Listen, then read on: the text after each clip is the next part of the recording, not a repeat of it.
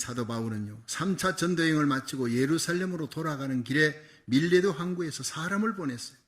에베소 교회 장로님들, 다 성도들 보고 싶지만 장로님들을 대표로 보내라. 그분들 만나보고 싶다. 만나가지고 그들에게 고별 설교하는 모습이 오늘 본문의 얘기입니다. 아마 바울이 이제는 이 땅에서는 다시 만나지 못할 것 같다. 로마를 향하는 그걸 보고 그들이 얼마나 눈물 흘리며 통곡하며 밀레도 항구에서의 그 눈물의 작별, 고별 설교가 오늘 본문에 나옵니다. 그래서 바울은 에베소 교회를 얼마나 사랑했는지, 또 얼마나 자기가 3년 동안 거기 목회하면서 얼마나 목회자의 본을 보였는지 세 가지 모범의 삶이 나타나고 있는 거예요.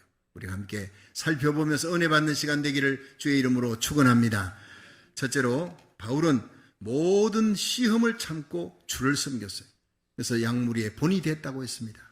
사도행전 20장 17절에서 19절 한번 읽어봅니다. 시작.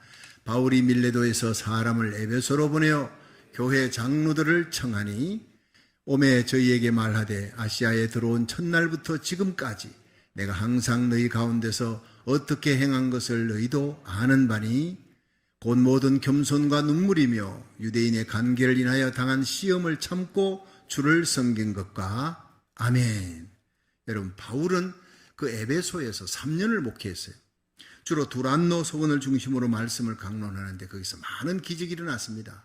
바울이 설교하는데 사람이 지금 막 죽어가니까 아프니까 바울이 앞치마만 들고 가서 얹어도 낫더라는 거예요.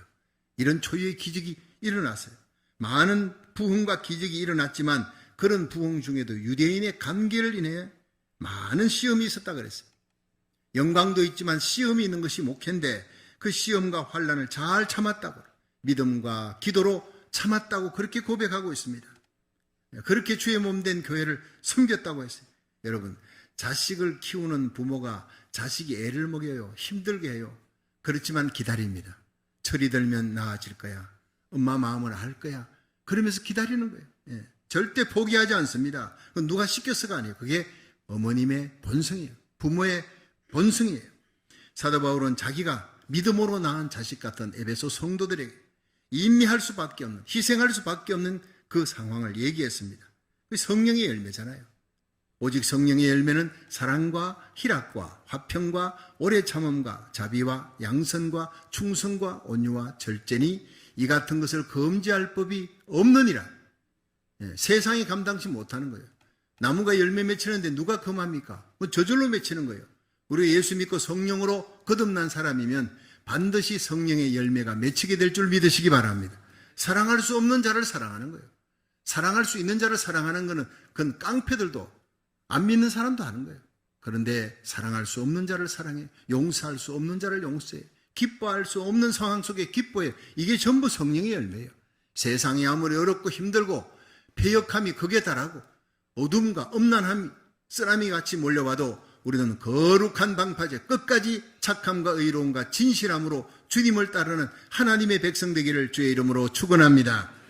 그렇습니다. 성령의 열매를 맺혀야 돼. 참을 수 없는 상황 속에서 오래 참는 거예요. 세계적으로 유명한 신학자 중에 그 벤자민 워필더 박사라는 분이 계시는데 이분은 34년 동안 프린스턴 신학교의 교수를 지냅니다. 근데 이분이 책도 많이 영감 있는 많은 신학서적 그리고 신앙서적을 많이 내서 유명도 하지만은 이분의 삶이 너무너무 예수님을 닮았다. 그래서 유명한 분이에요. 이 워필더 박사는 25살의 젊은 나이에 앤이라고 하는 처녀와 결혼했어요. 그리고 신혼여행을 독일로 갔습니다. 부푼 꿈을 안고 독일에 신혼여행 갔는데 신혼여행 중에 태풍을 만났어요. 그 강한 태풍 속에 번개가 치는데 그 번개가 앤이 자기 신부에게 번개가 내리친 거예요. 같이 걷고 있는데 그 신부 애니가 번개에 맞고 병원에 급히 옮겼지만 살긴 살았는데 영구적인 불구가 됩니다. 대소변을 받아내면서 살아야 돼요. 기가 막힌 삶을 삽니다. 39년 동안 그렇게 살다가 죽습니다. 그런데 이 애니가 세상 떠날 때까지 워필더 박사는 39년 동안 그 곁에서 극진한 간호를 했어요. 어느 신문기자가 워필더 박사에게 어떻게 이래 긴 세월을 이런 고난 속에서 아내를 돌볼 수 있습니까? 어떻게 그럴 수 있습니까? 물었을 때 이 워필더 박사가 로마서 8장 28절을 먼저 암송했어요. 우리가 알거니와 하나님을 사랑하는 자, 곧 그 뜻대로 부르심을 입은 자들에게는 모든 것이 합력하여 선을 이루느니라 했습니다.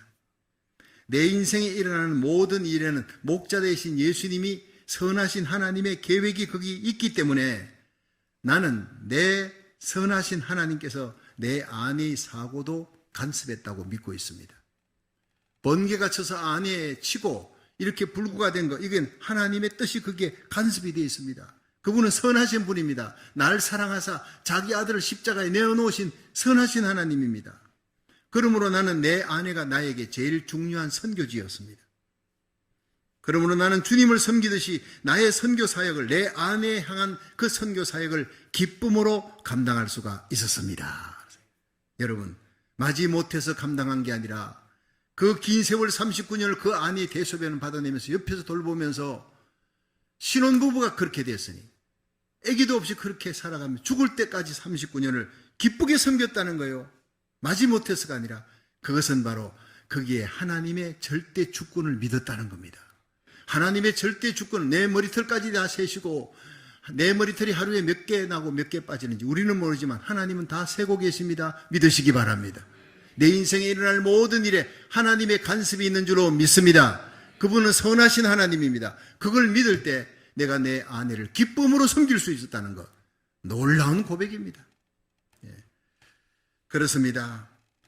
다른 사람들이 아프리카를 선교 갈 때, 또 남미로 선교 갈 때 가고 싶었지요.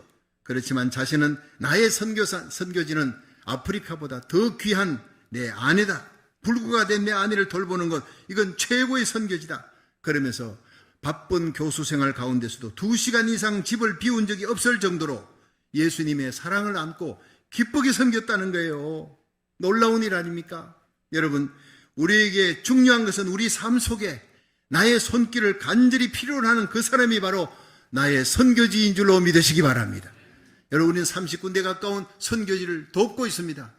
여러분, 거기 나가는 선교사들 위해서 새벽마다 저는 주보를 놓고 이름을 불러가며 기도합니다. 그것도 귀한 선교지입니다. 거기 나가는 선교사들 너무나 귀한 분들입니다.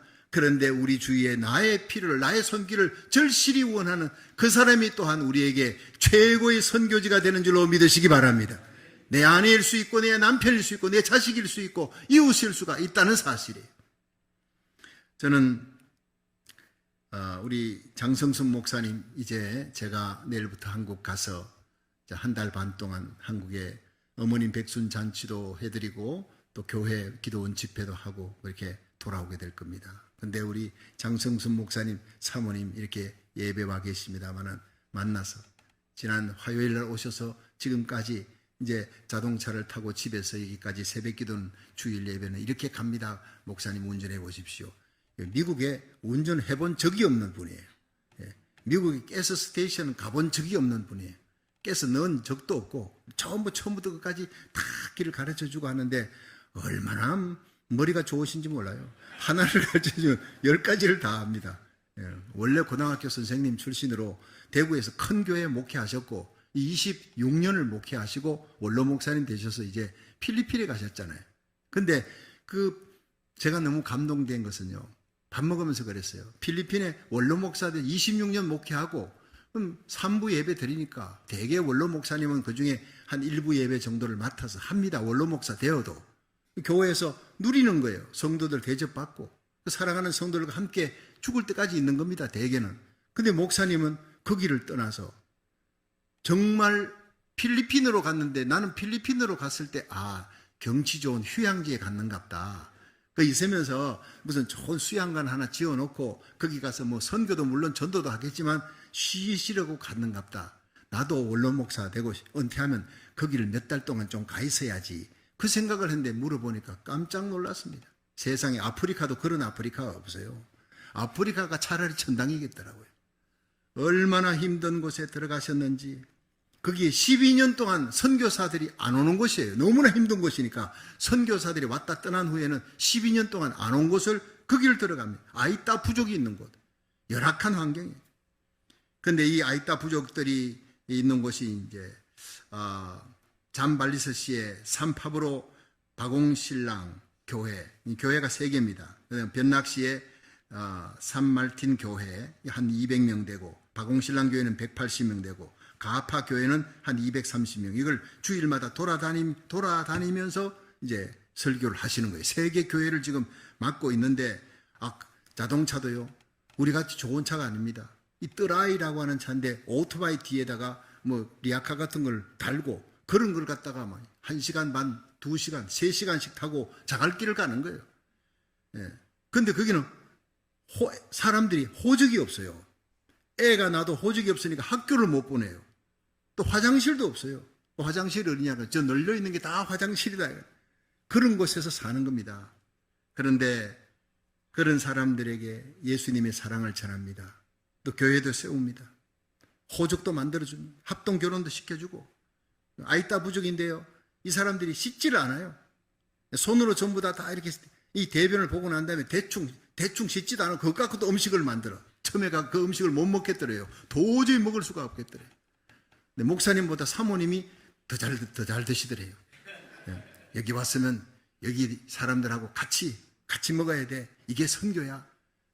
자기는 도저히 먹을 수 없는 건데 사모님이 그걸 드시고 하면서 그 사람들이 바이러스가 감염돼 가지고 씻지도 않고 있는 그 몸으로 있는 걸 또 끌어안고 허거해주고 그렇게 하다 보니 바이러스가 감염되었어요. 두 분 다. 병원에 또 갔다 오기도 하고. 그 겨우 병원에서 나와가지고 치유가 됐는데 제가 미국에 와서 한 달 반 동안 내 대신 목회를 해달라고. 하나님이 우리 쉬게 해주시는구나. 할렐루야. 그러고 오셨대요. 한국에서 누리다가 오면요, 여기가 열악한 곳인데 필리핀에서 왔으니 여기가 천국이라는 거예요. 얼마나 감사해요. 얼마나. 훈련을 단단히 시켜갖고 하나님이 우리에게 보냈습니다. 박수 한번 보내주세요. 귀한 분들입니다. 다음 화요일부터 이틀 후부터 이제 새벽기도에 부흥회가 시작될 겁니다. 주일 예배 부흥회 될 겁니다. 제가 그랬어요. 새벽기도 시작해서 끝까지 30분에 끝나면은 아주 영웅이 될 겁니다. 인기 좋을 겁니다. 내가 보통 40분까지 하고 기도하면 50분에 마치는데, 근데 목사님이 평생을 한국에서 30분, 새벽기도는 딱 30분 한대요. 기대하십시오. 여러분, 기도가 뜨겁습니다. 큰 교회에서 목회했습니다. 성공했습니다. 그러나 원로 목사 되고 난 다음에 진짜 성공의 길을 걸어가는 존경이 되는 거예요. 여러분, 이제 영상을 통해서 화요일부터 또 주일 예배 때마다 계속 부흥회 하게 될 줄로 믿으시기 바랍니다. 얼마나 감사한지요. 여러분, 우리에게 중요한 것은 예수님입니다. 예수님 때문에 그 아이따 부족의 사람들, 형편없는 사람들, 그 더러운 사람들도 더럽다 하지 않고 죄인 된 나를 주님께서 그 피로 덮어주었는데, 안아주었는데 내가 왜 저들을 안지 못해? 그래 가서 여러분 허가하고 안고 돌봐주고 사랑으로 선교하고, 선교사님들 코로나 바이러스 걸리지 않게 하려고 같이 운동하고 돌봐주고, 정말 귀한 일입니다. 여러분, 우리가 바라봐야 될 분은 예수님인 줄로 믿으시기 바랍니다. 예수님을 사랑하기 때문에 아이따 부족도 사랑할 수 있고 아프리카도 갈 수 있고, 사랑하는 성도가 여러분 등 돌리고 힘들게 하고 고통을 준다 할지라도 예수님 때문에 그 아픔도 고통도 억울함도 잘 참는 것이 목회인 줄로 믿으시기 바랍니다. 그게 사도 바울의 고백이에요. 두 번째, 바울은 눈물로 복음을 전했어요. 바울의 복음 전하는 티칭에는요, 눈물이 없을 수가 없다는 거예요. 말씀 전하고 복음 전하고 전도하고 설교할 때 눈물로 복음을 전했다는 사도행전 20장 19절에서 20절 함께 읽습니다. 시작. 곧 모든 겸손과 눈물이며 유대인의 관계를 인하여 당한 시험을 참고 주를 섬긴 것과 유익한 것은 무엇이든지 곧 공중 앞에서나 각 집에서나 끊임이 없이 너희에게 전하여 가르치고. 아멘. 여러분, 여기서 세상에 많은 눈물이 있잖아요. 배고파서 흘리는 눈물, 억울해서 흘리는 눈물, 아파서 흘리는 눈물, 기뻐서 흘리는 눈물도 있어요. 근데 바울의 눈물은 어떤 눈물보다 귀한 거예요. 사도행전 20장 19절 보니까 바울은 에베소 교회 성도들에게 하나님의 말씀을 가르칠 때 눈물로 가르쳤다 했고, 31절에 보면 그러므로 너희가 일깨어 내가 3년이나 밤낮 쉬지 않고 눈물로 각 사람을 훈계하던 것을 기억하라. 바울은 어머니 가슴으로 목회한 거예요. 선생님 가슴이 아니었어요. 가정교사 같이 그렇게 가르치는 게 아니라 어머니의 가슴으로 가르치는 거예요. 여러분, 가정교사 잘 가르칩니다. 근데 내 자식이 죽을 상황이 됐을 때 가정교사가 내 자식 대신 죽어주는 사람이 없습니다. 내 자식을 위해서 희생하되 모든 것을 다 바치고 내 자식 죽을 자리, 걔 대신 죽어줄 사람이 세상에 어디 있습니까? 부모밖에 없습니다. 그게 바울의 가슴이었어요. 사도 바울의 가슴에는요, 자식 키우는 부모의 고통이 있었다 그랬어요.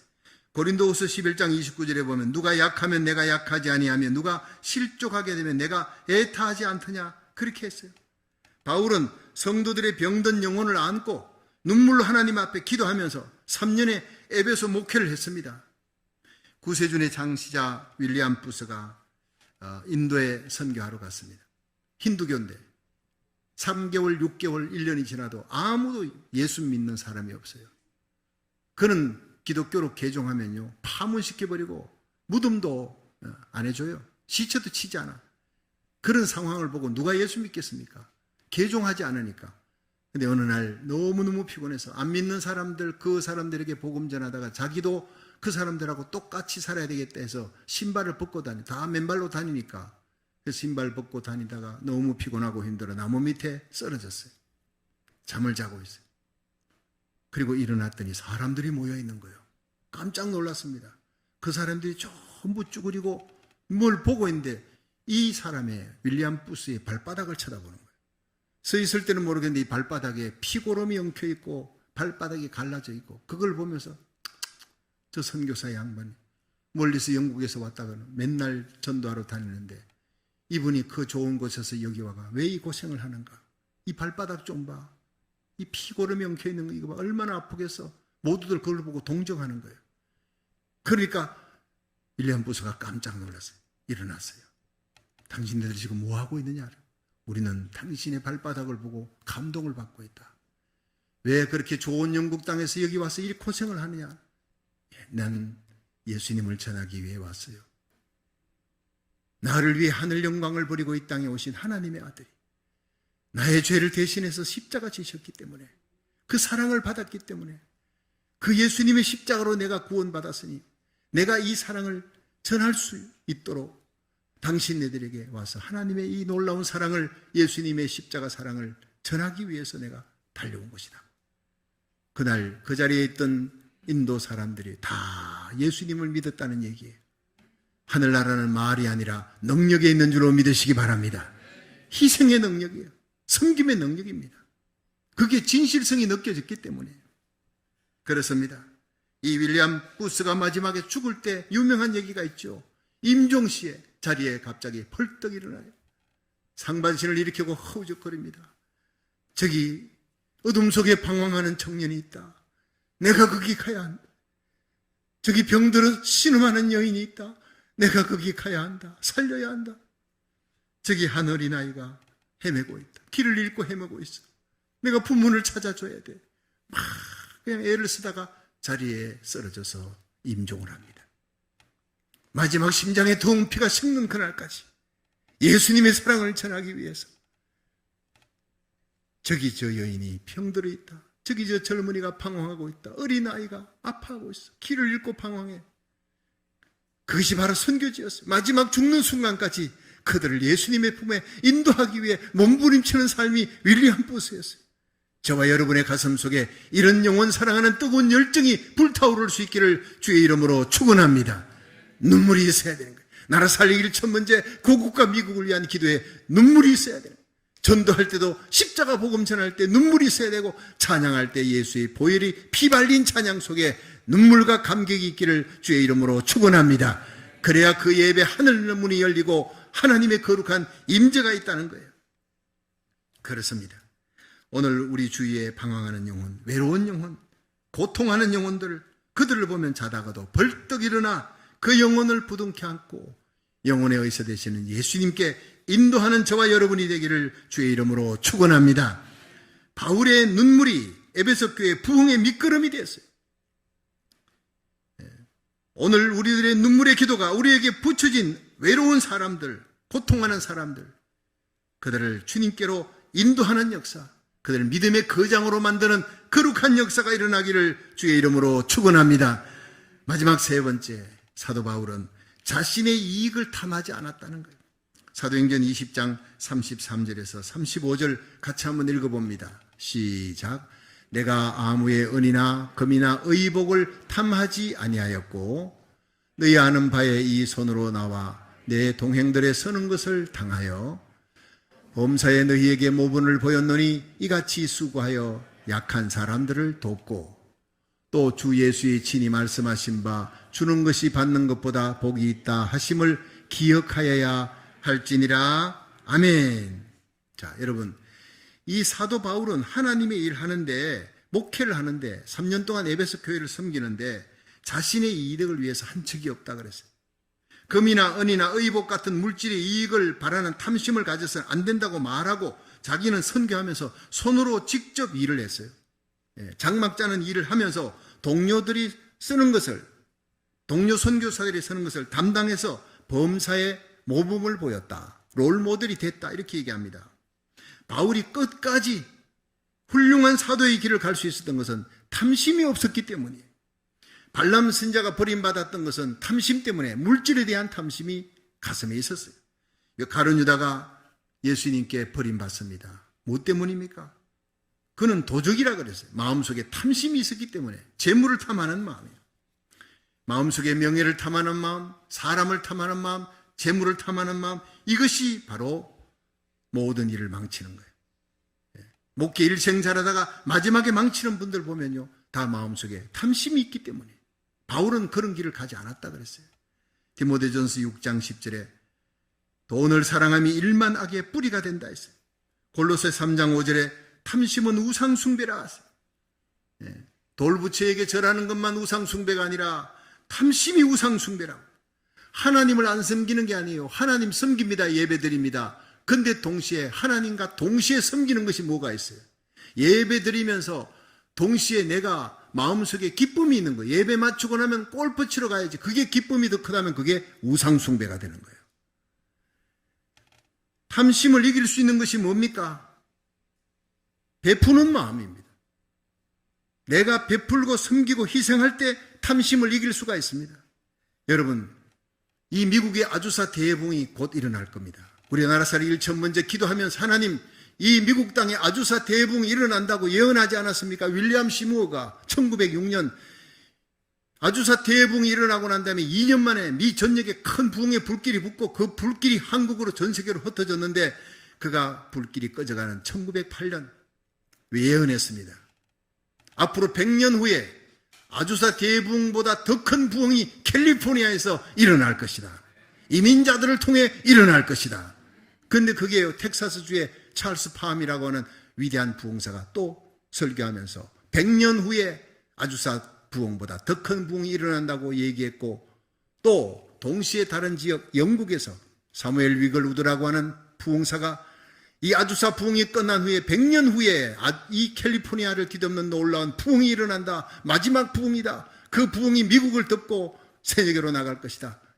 그리고 그분들이 세 분들이 예언한 이후 100년이 지나고 10년이 더 지났습니다. 미국은 바닥까지 내려갔습니다. 항상 모든 일에 바닥까지 내려가야 영적인 부흥이 시작되는 거예요. 세계 역사 속에. 여러분, 이제 곧 부흥이 일어날 겁니다. 아주사 대붕이 캘리포니아에서 이민자들 통해 일어난다면 한인들을 통해 일어날 줄로 믿으시기 바랍니다.